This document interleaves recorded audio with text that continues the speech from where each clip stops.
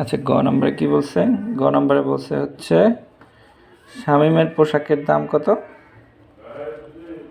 শামীমের পোশাকের দাম হচ্ছে 71.71, আর এটা কিসে আছে? অক্টালে আছে। ঠিক আছে,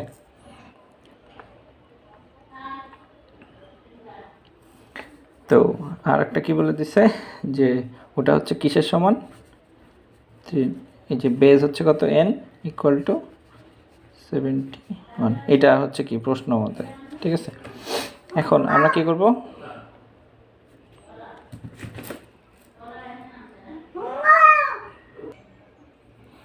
আচ্ছা, এটা হচ্ছে শর্ত মতে দেওয়া আছে কোশ্চেনের মধ্যে।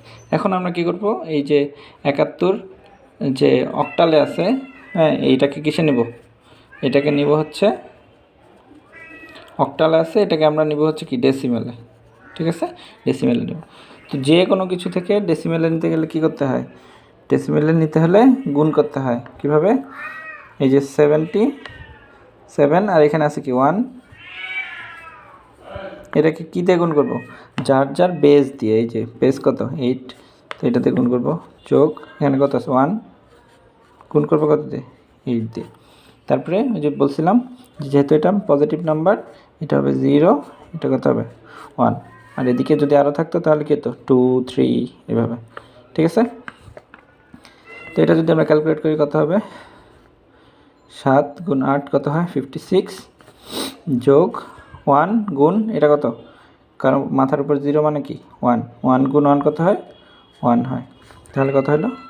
57। তো এটা কিসে চলে আসছে? ডেসিমেলে চলে আসছে, তাই না? আচ্ছা, এখন হচ্ছে এই যে ইয়াটা আছে 39n, এটাকে আমরা কিসে নেব? ডেসিমেলে নেব। কীভাবে নেব ডেসিমেলে? 39n এটা থেকে ডেসিমেলে নেব। ঠিক আছে, কীভাবে নিব? এই যে কিছুক্ষণ আগে আমরা বলছিলাম যে যদি যে কোনো কিছু থাক সেখান থেকে যদি ডেসিমেলে নিতে হয় কী করতে হয়? বেস দিয়ে গুণ করতে হয়। এই প্রত্যেকটা সংখ্যাকে কী দিয়ে গুণ করব?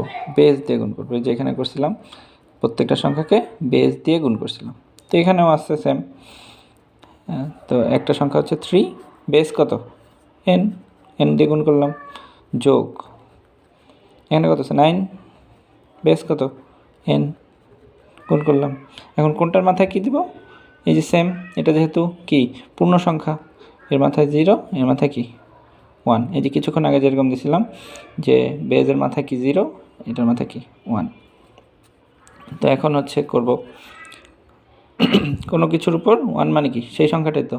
3 গুণ n কত হয়? 3n, প্লাস 9 গুণ হচ্ছে কি n to the power 0। n to the power 0 মানে কি? কোনো কিছুর উপর 0 মানে কি 1 না? কোনো কিছুর উপর 0 মানে কি 1। তো 9 গুণ 1 কত হয়? 9। তো দেখো কিছুক্ষণ আগে আমরা বলছিলাম এইটা সমান সমান কি এই যে এটা।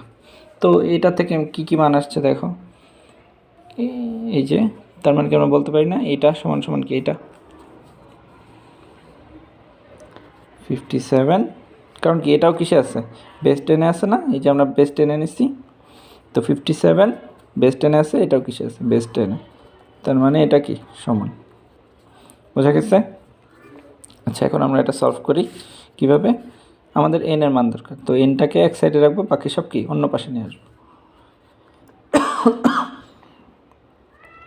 57 nকে ওই পাশে রাখবো, তো n ছাড়া বাকি সব এই পাশে নিয়ে আসলাম। ঠিক আছে, এখানে +9, এই পাশে প্লাস আছে, সমান এই পাশে আসলে কী হয়ে যাবে? মাইনাস হয়ে যাবে, আর এই পাশে শুধু 3n থাকবে। বোঝা গেছে? তাহলে কি হয়? এখানে কত থাকে? এখান থেকে চলে গেলে থাকে হচ্ছে 48 ইকুয়াল টু কত? 3n, বা কি লিখতে পারি? উল্টায় লিখতে পারি, 3n সমান সমান 48, বা n সমান সমান কী লিখতে পারি? n এর সাথে 3 আছে গুণ আকারে, এই পাশে গেলে কী হয়ে যাবে? ভাগ হয়ে যাবে। 48 ভাগ হচ্ছে 3 কত হয়? 16। তাহলে n সমান সমান কত? 16। বোঝা গেছে?